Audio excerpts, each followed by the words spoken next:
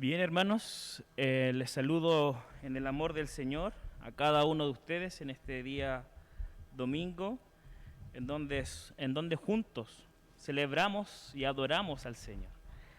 Así que quiero invitarles a que puedan abrir sus Biblias en la primera carta del apóstol Pablo a la iglesia a los Corintios.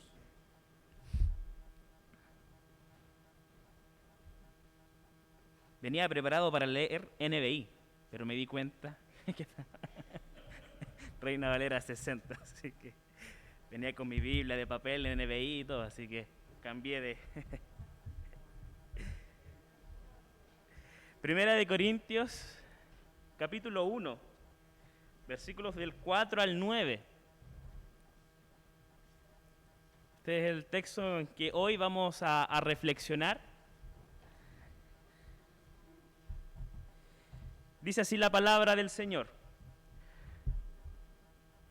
Gracias doy a mi Dios siempre por vosotros, por la gracia de Dios que os fue dada en Cristo Jesús.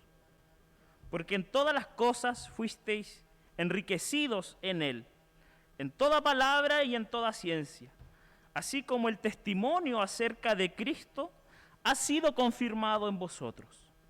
De tal manera que nada os falte en ningún don, esperando la manifestación de nuestro Señor Jesucristo, el cual también os confirmará hasta el fin, para que seáis irreprensibles en el día de nuestro Señor Jesucristo.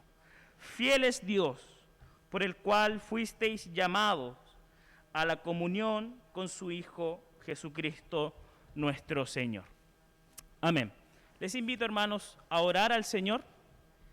Pídale al Señor que este tiempo el Señor sea hablando a su corazón, a su vida. Desconéctese de sus preocupaciones, concéntrense en este tiempo para que el Señor obre en medio de nosotros, en medio de su iglesia. Así que les invito a orar al Señor una vez más.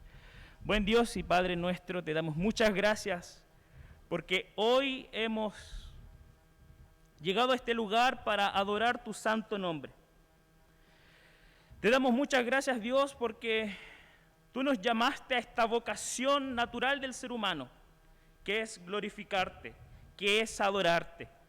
Y hoy como pueblo nos hemos reunido con este propósito. Llega el momento en donde tú nos hablas a través de tu palabra, y es por ello que pedimos que la presencia del Espíritu Santo esté en medio nuestro.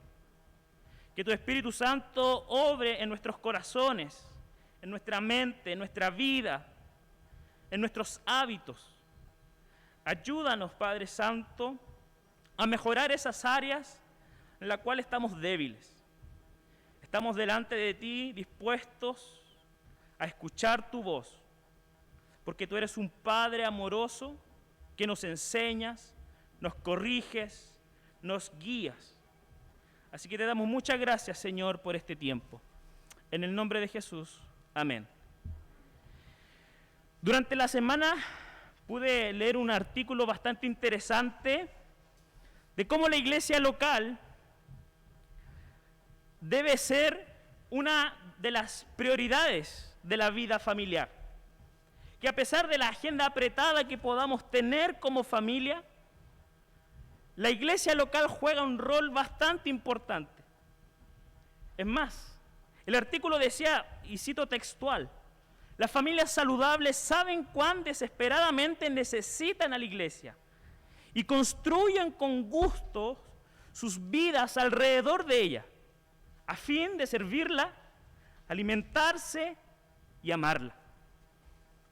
La iglesia, sin lugar a dudas, es un grupo bastante particular. No hay grupo, no hay comunidad que se le parezca en todo el mundo. Su naturaleza es única.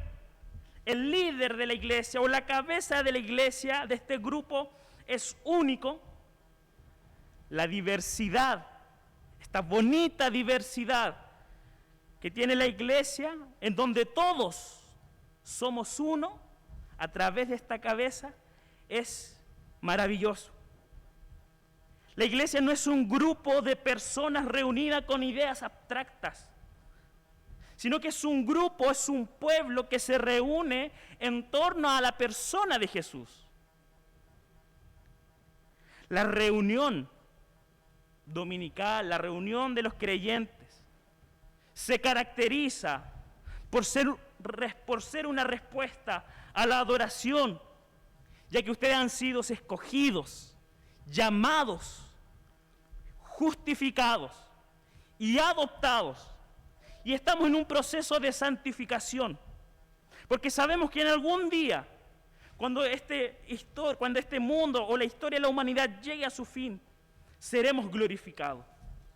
Cuando nosotros entendemos esto, nuestra venida al día domingo a adorar al Señor va a ser distinta, va a ser única, porque hemos entendido el amor del Señor.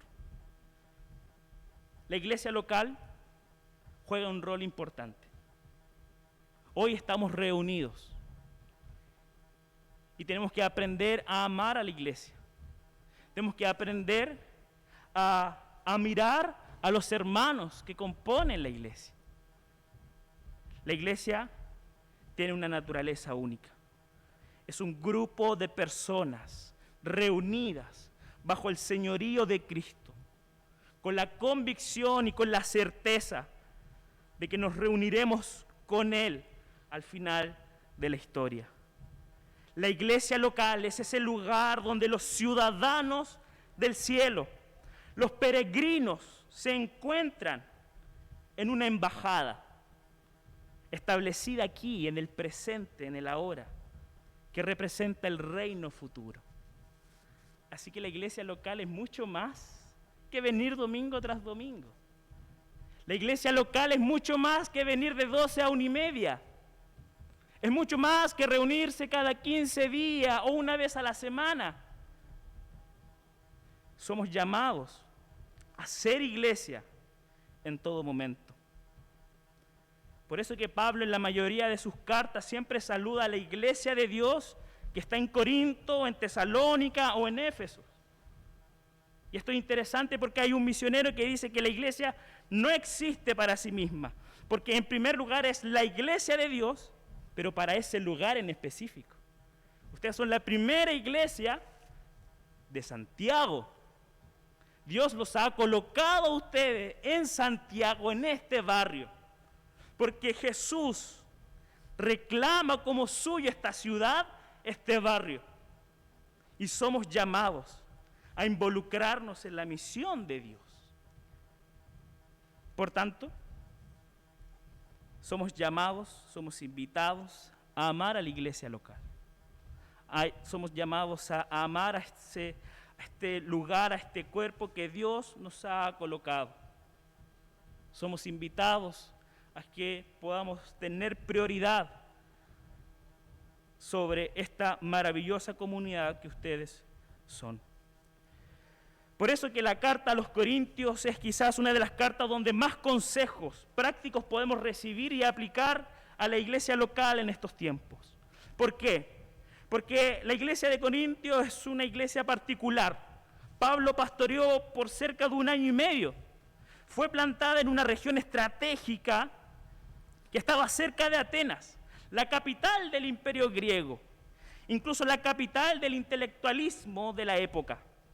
Era una ciudad puerto, es decir, era una parada obligatoria para muchas personas, para turistas. Por lo tanto, Pablo sabía que evangelizar Corinto era una gran puerta para que el evangelio pudiera ser expandido por todo el mundo.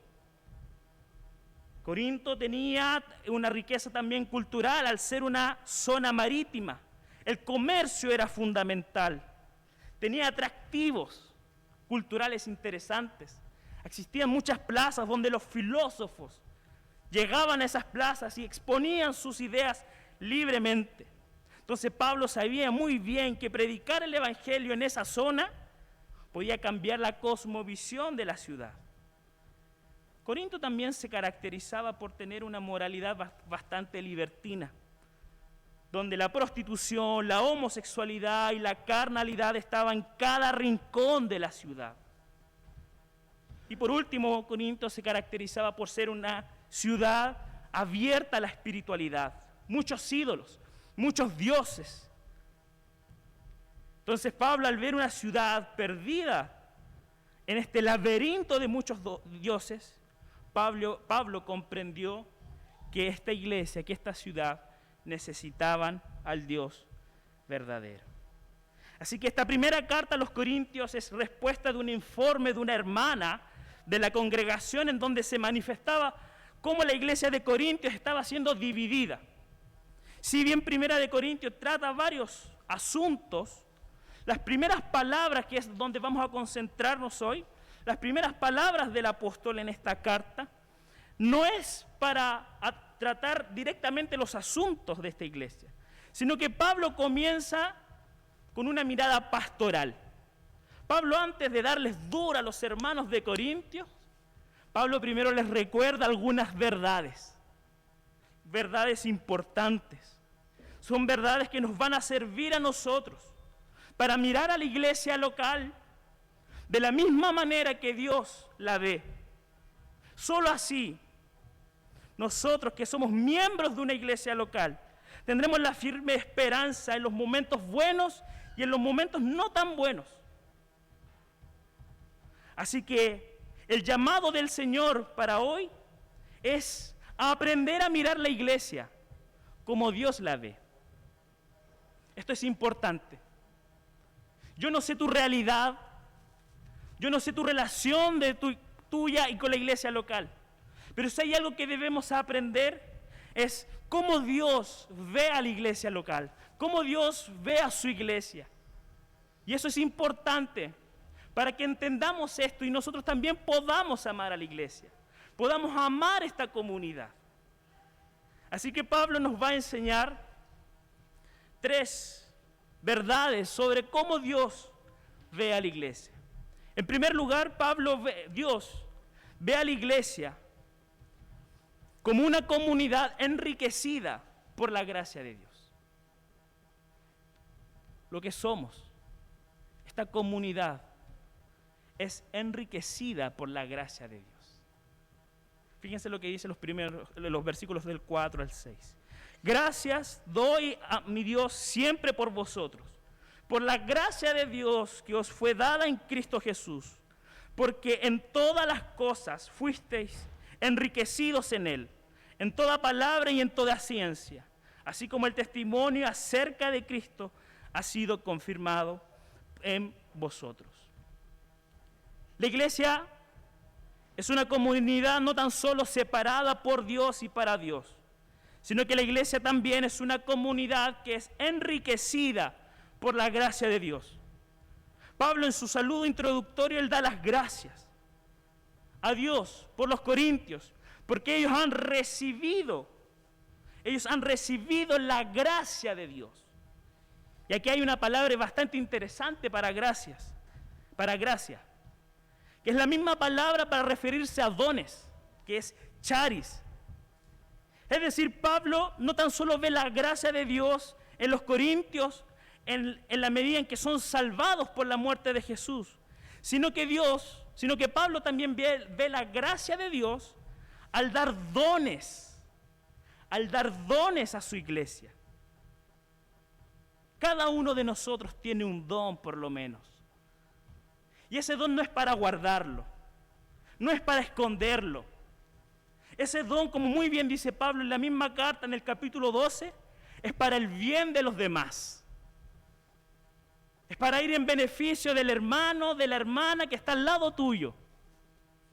Para ir en beneficio del pastor, del consistorio, de los diáconos. Para ir en beneficio de los niños.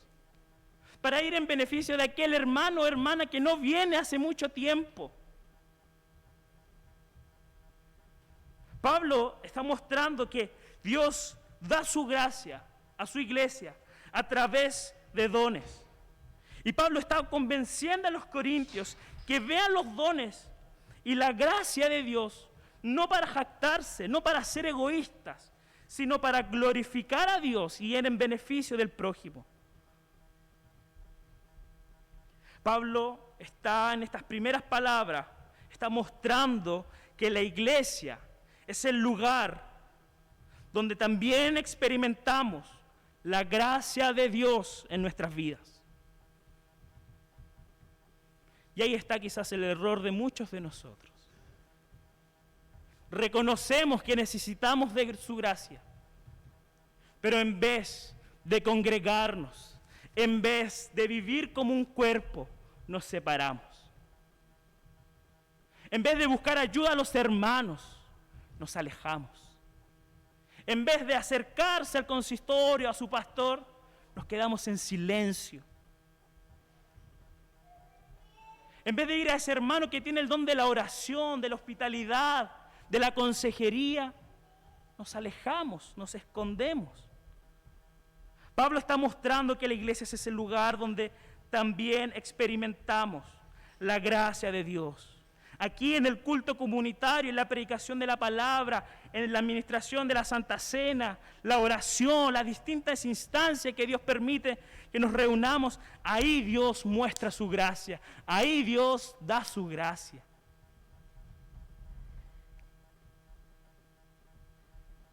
Porque Él ha capacitado con dones a personas de nuestra comunidad para bendecirnos. Entendamos eso. Dios ha dado un don para bendecirnos unos a otros. Para bendecirnos unos a otros. Y Pablo les dice, este es un don que ha sido dado por Jesús. Él es el vehículo, Él es el medio, es el mediador. Es a través de Él quien la iglesia recibe la gracia. Así que este es un desafío bastante importante. O bien tomamos la determinación de que nuestra participación en la iglesia sea de motivo de bendición, de orar por aquellos que están a nuestro lado, de colocarnos en sus zapatos, de considerar sus dificultades y sus necesidades, o bien no estamos entendiendo lo que es ser iglesia. Si a ti te da lo mismo el hermano o la hermana que hoy no está, no hemos entendido nada de lo que es ser iglesia.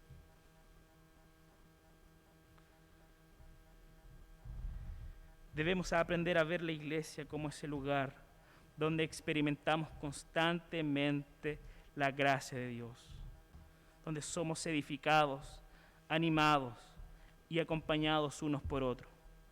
Por eso que Pablo señala que la iglesia unida en Cristo, el texto continúa, versículo 5, porque en todas las cosas fuisteis enriquecidos, llenos con toda riqueza, porque habéis sido enriquecidos en todo. Y aquí claramente Pablo no se refiere a riquezas materiales. Pablo no está diciendo que si tú vienes a la iglesia vas a ser automáticamente millonario, próspero, nada de eso. Pablo está diciendo que en la medida en que somos unidos en Cristo Jesús, lo tenemos todo. Lo tenemos todo. Somos personas ricas. Estando unidos en Cristo, tenemos riqueza. Una riqueza que sobrepasa cualquier riqueza material. Pablo quiere que los corintios lleguen a entender que ellos son ricos a través de Jesucristo. De que Dios, a través de Jesús, le entrega a todos los redimidos las incomparables riquezas que hay escondidas en Cristo Jesús. Dios es rico en bondad, en paciencia, en misericordia, en gracia. Pablo dice en su carta a los Efesios que en Cristo mismo posee las insondables riquezas. En Colosenses capítulo 2 dice que en Él están escondidos todos los tesoros del conocimiento y la sabiduría. Fíjense lo que dice este texto. Quiero que lo sepan para que cobren ánimo, permanezcan unidos por amor y tengan todas las riquezas que proviene de la convicción y del entendimiento. Así conocerán el misterio de Dios, es decir, Cristo. Dios satisface las necesidades del creyente con las riquezas gloriosas que están en Cristo Jesús. Y eso Pablo lo dice en Filipenses 4:19.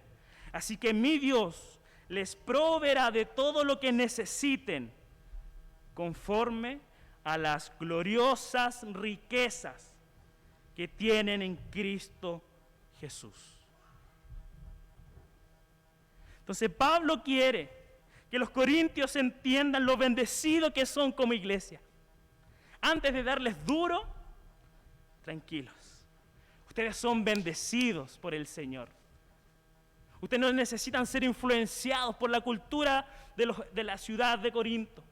Ustedes ya tienen las riquezas. El Señor hoy nos está diciendo exactamente lo mismo. Que entendamos lo bendecidos que somos al ser iglesia, al ser parte de un cuerpo. Y Pablo dice, somos ricos en toda palabra y en toda ciencia, en la proclamación y en el conocimiento.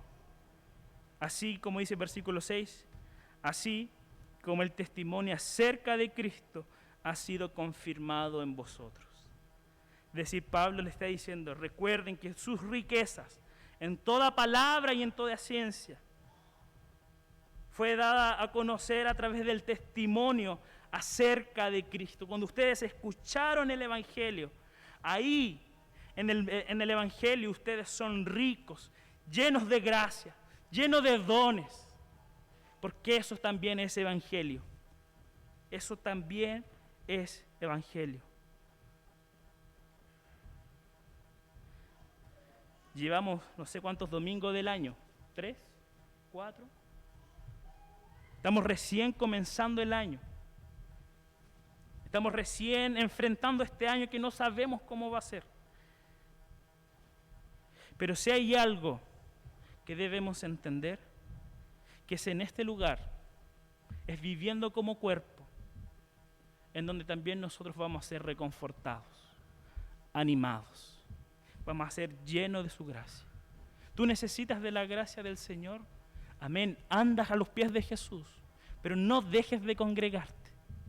Ven acá, aliméntate con tu cuerpo, disfruta de la comunión con tus hermanos, porque Dios ha establecido su iglesia, como muy bien dice nuestra confesión de fe, para reunir y perfeccionar a los santos en esta vida presente hasta el fin del mundo. No podemos llevar una vida lejos del lugar que Cristo mismo ha establecido para derramar su gracia a su pueblo. Lo segundo que Pablo nos va a enseñar de cómo Dios ve la iglesia, que es una comunidad que debe mirar a lo eterno. Fíjense lo que dice el versículo 7 y 8. De tal manera que nada os falte en ningún don, esperando en la manifestación de nuestro Señor Jesucristo, el cual también os confirmará hasta el fin, para que seáis irreprensibles en el día de nuestro Señor Jesucristo. Pablo continúa invitando a los corintios a que comprendan este asunto de los dones, pero no tan solo para el momento específico que están viviendo, sino que coloquen este asunto, estos dones, esta gracia de Dios, con una perspectiva escatológica. Pablo dice, estos dones, esta gracia, debe vivirse en un contexto mientras ustedes esperan la manifestación de nuestro Señor Jesucristo. Mientras ustedes están esperando la manifestación de nuestro Señor Jesucristo. Según toda la carta podemos ver que el deseo del retorno de Cristo se había diluido en la iglesia de Corinto. Y Pablo invita a la iglesia y a su audiencia a desear el regreso de Cristo. ¿Cuántos de nosotros queremos que Cristo vuelva pronto? ¿Cuántos? Amén. Debemos gritar. Amén. Debemos desear que Cristo vuelva. Debemos desear que todo este mundo sea perfeccionado. Tenemos que desear estar en los nuevos cielos y en la nueva tierra. Si a ustedes no les interesa eso, si a ustedes les da lo mismo, cuidado. es un momento de revisión personal. Si sus expectativas están en el aquí y en el ahora, cuidado. Tenemos que aprender a poner nuestra expectativa en el regreso de Cristo. Entonces Pablo nos va a reforzar esta idea del regreso de Cristo en estos versículos 7 y 8.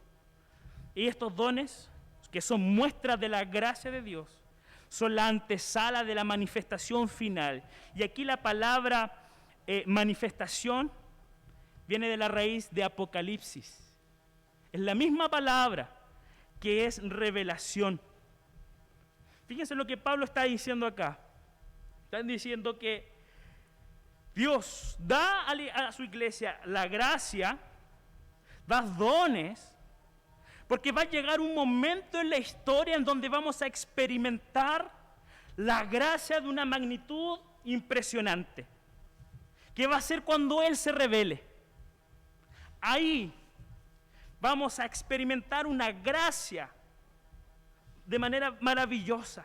Ahí vamos a experimentar la mayor bendición de toda la gracia manifestada en el aquí, en esa segunda venida, en esa venida del Señor, porque ahí su gloria, su honor, su majestad se va a revelar de manera plena y de una manera irresistible, como dice Apocalipsis.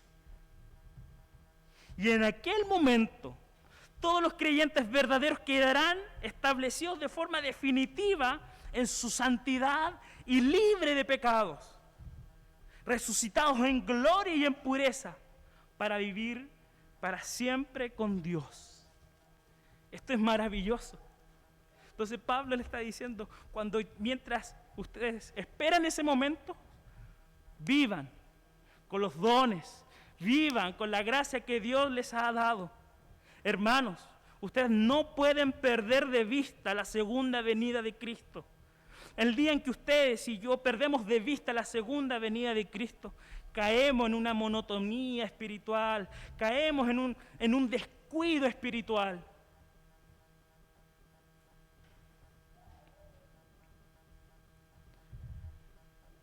Pablo en muchas de sus cartas muestra que la expectación de la venida del Señor es uno de los motivos principales de la vida de los creyentes. Quiero que me acompañen a Primera de Tesalonicenses, sin perder Corintios, capítulo 1.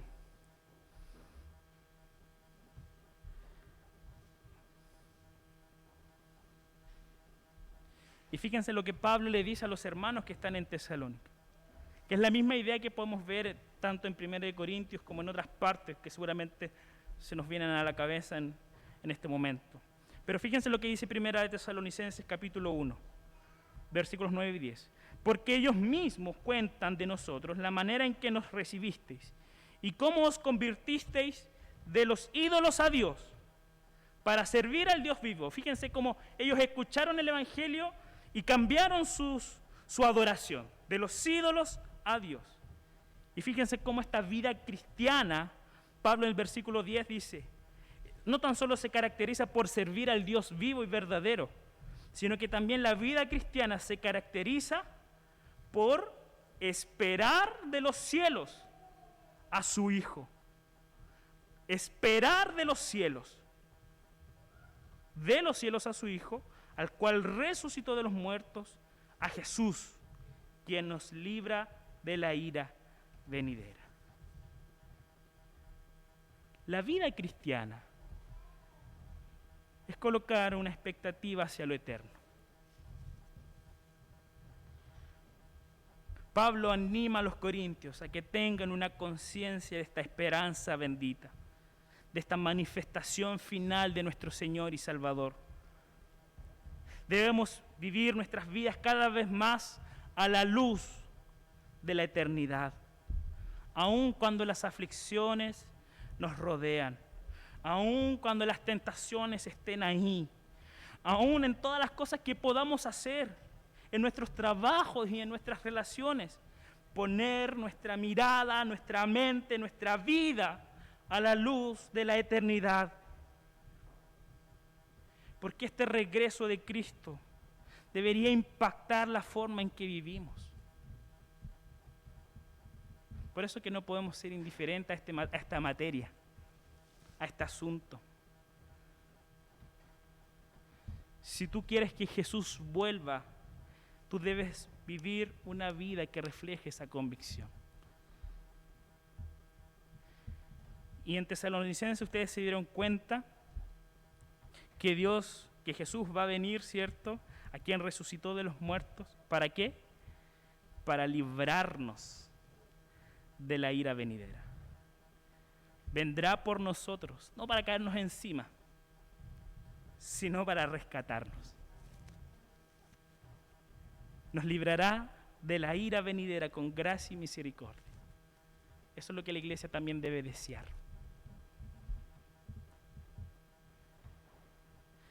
Volvamos a Corintios.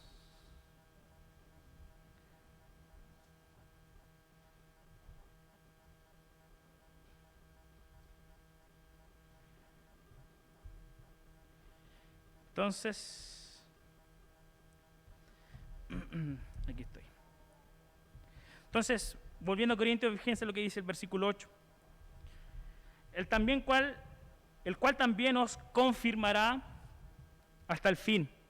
Fíjense lo que Pablo utiliza la misma palabra que utiliza en el versículo 6, que es confirmar. Ha sido confirmado el Evangelio, el asunto de las gracias y de los dones ha sido confirmado a través del Evangelio.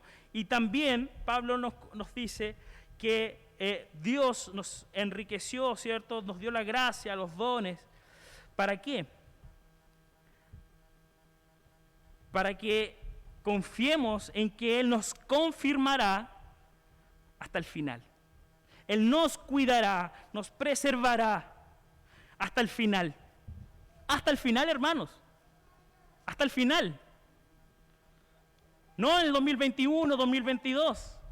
No cuando sean jóvenes o adultos. Hasta el final. Hasta el final. Y es una promesa que Dios cumplirá.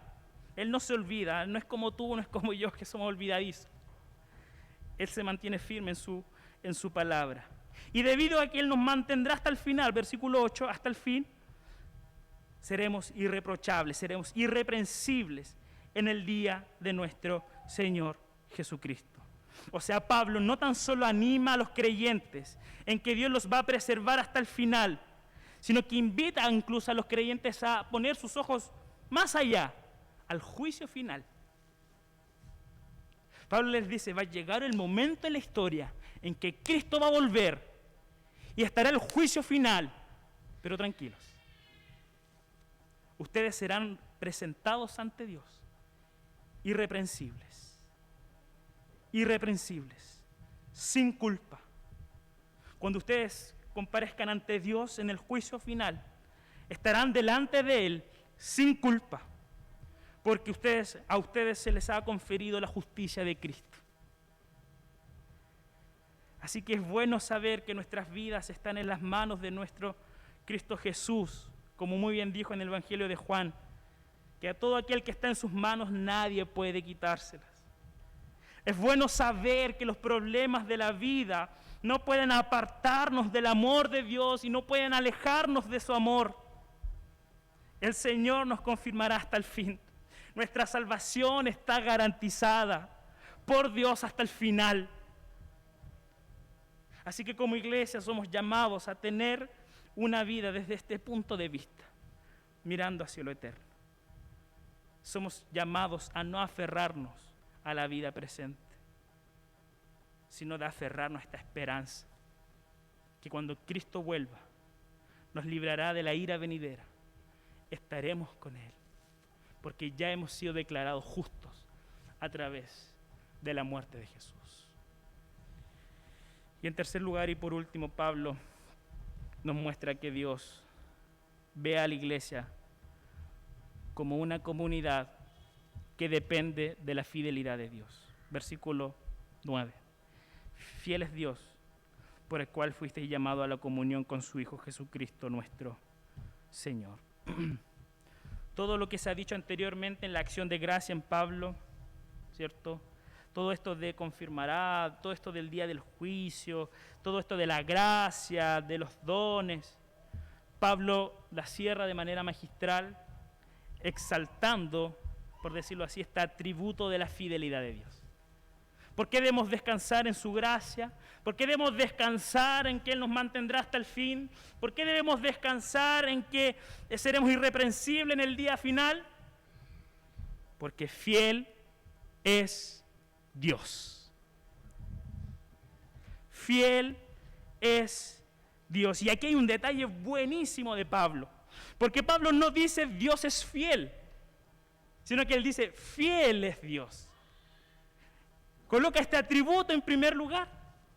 ¿Para qué? Para que el creyente se concentrara en esto, en su fidelidad. En su fidelidad. Porque todo lo anterior está cimentado en la fidelidad de Dios.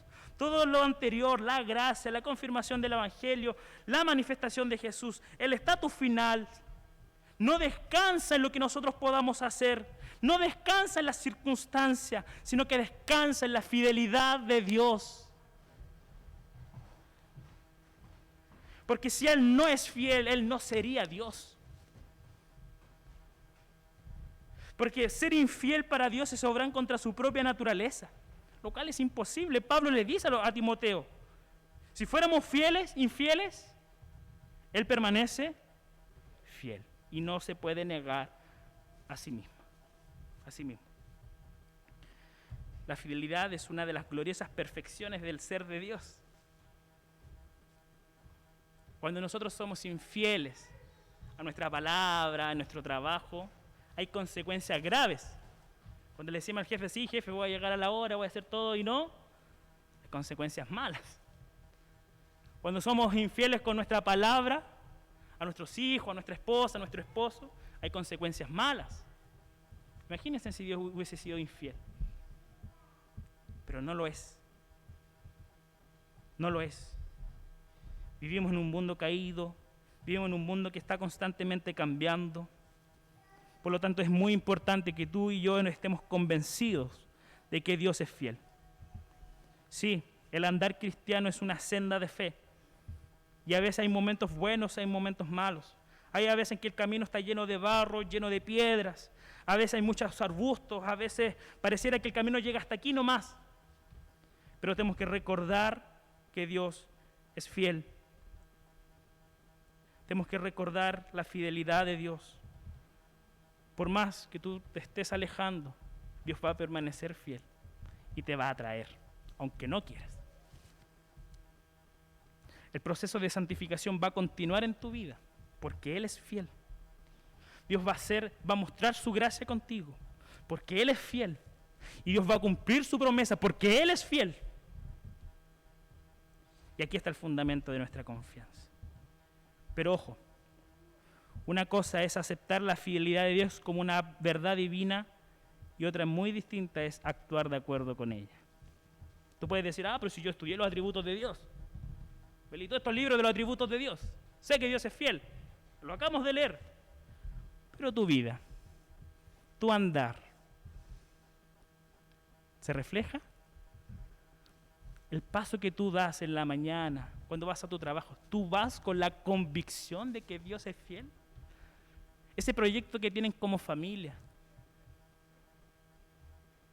¿tú descansas en la fidelidad de Dios? ¿Cómo descansar? Y al final Pablo termina, ¿cómo descansar en su fidelidad? No tan solo sabiendo de sus atributos, sino que su fidelidad descansa, como muy bien Pablo termina, descansa exclusivamente en el llamado que Él ha hecho en nosotros, en Cristo Jesús. La fidelidad está sustentada en este llamado que Dios nos ha hecho a cada uno de nosotros.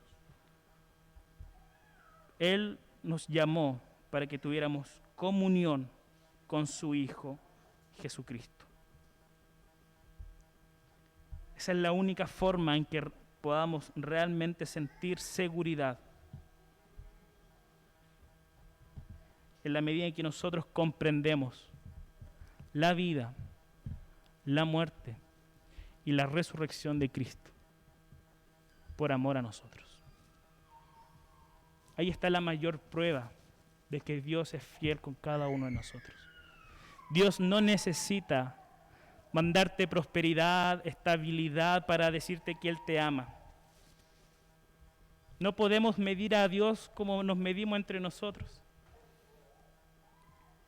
Si tú quieres saber si Dios te ama o no, allá hay que mirar. No si mi billetera está llena de plata, no si mi casa es grande. ¿Tú quieres saber que tú fuiste llamado? Ahí está la respuesta. Ahí está la respuesta.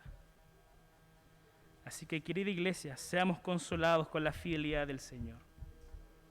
Porque todas las promesas de las cuales hemos sido herederos en Cristo se cumplirán con seguridad. Nuestra infidelidad no anula su fidelidad. Ninguna promesa de Dios a su iglesia, ninguna de ellas va a caer. Ninguna de ellas va a ser anulada. Aunque las circunstancias parezcan difíciles, Dios se mantiene fiel. La gracia de Dios no descansa en los esfuerzos que podamos hacer, sino que descansa en la decisión eterna de Dios al amarnos. Así que si hay algo en que la iglesia debe gloriarse, que se gloríe en el Señor. Que el Señor nos ayude, queridos hermanos. Que el Señor ayude a esta iglesia, a esta primera iglesia. Solamente ustedes saben el desafío que ustedes tienen como iglesia. Confíen en el Señor. Confíen en el Señor. Aprendamos a entender que este lugar ha sido enriquecida por la gracia de Dios. Como cuerpo, aprendamos a mirar a lo eterno. Como cuerpo, como iglesia, descansemos en su fidelidad. Así que aquí por lo menos hay 3 motivos para que como iglesia sean animados, puedan amarse, puedan ser iglesia 24/7. Así que el Señor les bendiga, queridos hermanos. Les invito a orar al Señor. Buen Dios y Padre nuestro, te damos muchas gracias porque aquí hay un grupo de personas reunidas que tú las has llamado a ser parte de esta primera iglesia presbiteriana de Santiago. Y te damos muchas gracias porque tú has llamado a cada una de estas personas en distintos contextos para permanecer en este cuerpo. Que esta iglesia, que todas nuestras iglesias locales, podamos vivir como un solo cuerpo. Ser iglesia 24/7. Que podamos entender de que este es un lugar donde tú también llenas de gracia, con dones a hermanos, a hermanas, para que nosotros cuando estemos en momentos difíciles, los momentos buenos, podamos ser enriquecidos. Te pedimos que como iglesia podamos no aferrarnos al presente, sino que podamos tener como iglesia una esperanza hacia lo eterno. Que todo lo que se haga, todo proyecto, que todo departamento de esta iglesia pueda mirar a lo eterno. Que la actividad del comedor solidario pueda ser también con esa mirada. Te pedimos que como iglesia tú también puedas colocar en sus corazones esa tranquilidad de que tú eres fiel. Sí, a veces no queremos seguir siendo iglesia. Sí, a veces queremos no ver al hermano o a la hermana. Sí, quizás muchas veces nos enojamos, nos decepcionamos unos a otros. Pero ayúdanos a entender tu fidelidad para que sigamos siendo cuerpo. Que esta iglesia, que los líderes, que los niños, hombres, mujeres, los mayores, los más jóvenes, puedan descansar en tu fidelidad, en esa gracia maravillosa, en esa decisión amorosa y eterna de habernos escogido. Te damos muchas gracias, porque tu fidelidad no descansa en nuestras fuerzas. No hay cómo hacerte la pata, y te damos gracias por eso, porque si existiera algo en nuestras capacidades, sin duda que no daríamos el ancho. Pero te damos gracias, porque tu fidelidad, tu pacto, tu amor por esta iglesia no descansa en las capacidades nuestras, sino que descansa en tu fidelidad, en ese llamado. Y porque tú, y solamente tú, eres la cabeza de la iglesia. Muchas gracias te damos en el nombre de Jesús. Amén. Que el Señor les bendiga, queridos hermanos.